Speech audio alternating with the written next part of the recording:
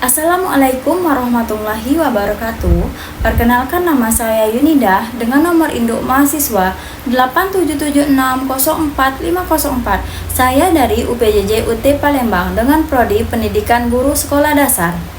Baiklah, saya akan melakukan praktikum IPA DSD dengan tema sifat cahaya. Adalah ilmu yang mempelajari sifat-sifat yang berkaitan dengan cahaya.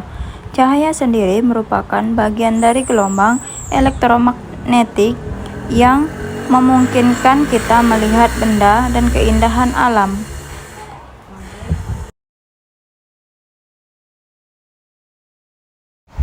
Nah, sekarang tujuan percobaan. 1. Menjelaskan sifat-sifat cahaya.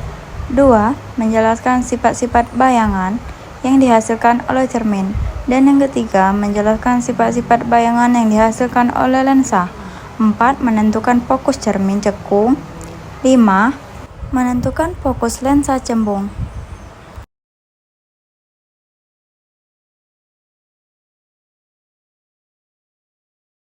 Adapun alat dan bahan yang saya gunakan pada praktikum hari ini yaitu adalah kaca datar, senter, spion,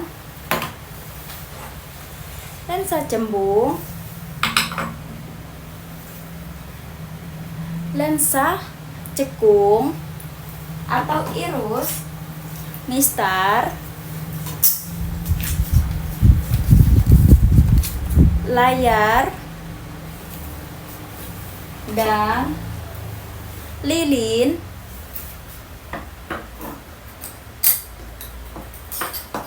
Nah, langkah awal Dan pemantulan cahaya pada cermin datar. Nanti, jika saya nyalakan senter lewat celah cahaya dari kardus, lalu saya arahkan ke cermin datar, di bawah cermin datar telah saya letakkan busul derajat, supaya lebih mudah untuk melihat sudutnya. Akan saya ukur dengan beberapa sudut datang. Baiklah, kita perhatikan baik-baik. Sudut datang 30 derajat, maka sudut pantulnya 30 derajat. Sudut datang 40 derajat, maka sudut pantulnya juga 40 derajat. Sudut datang 50 derajat, maka sudut pantulnya juga 50 derajat. Nah, dari sini terlihat bahwa sudut datang selalu sama dengan sudut pantul sesuai hukum pemantulan cahaya, yaitu sudut datang sama dengan sudut pantul dan semua sinar di satu bidang. Percobaan kedua, sifat bayangan pada cermin datar, cembung, dan juga cekung. Pertama, pada cermin datar, dan hasilnya bayangannya tegak sama besar dengan benda dan tidak bisa ditangkap oleh layar, jadi bayangan bersifat maya. Percobaan ketiga, cermin cembung pada spion motor dan hasilnya bayangan terlihat tegak tapi lebih kecil dari benda aslinya. Ini sesuai dengan fungsi spion yang bisa membuat area pandang jadi lebih luas. Kalau dari kamera tidak kelihatan, tapi kalau aslinya kelihatan. Nah, percobaan keempat, cermin cekung dari iris atau sendok sayur. Dan hasilnya kita lihat ternyata bayangannya terbentuk nyata dan terbalik dan bisa ditangkap oleh layar.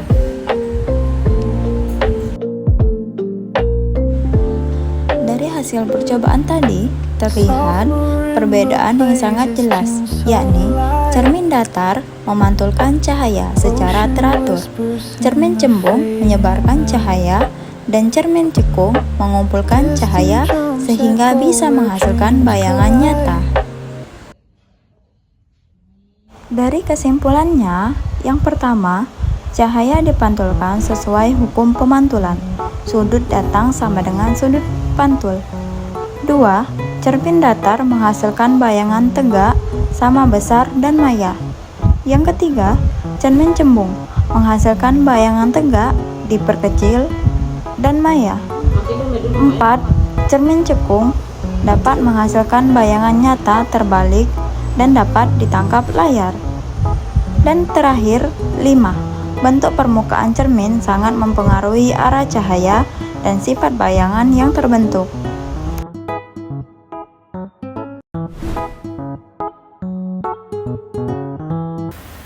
Baiklah, untuk praktikum hari ini saya ucapkan terima kasih, semoga bermanfaat.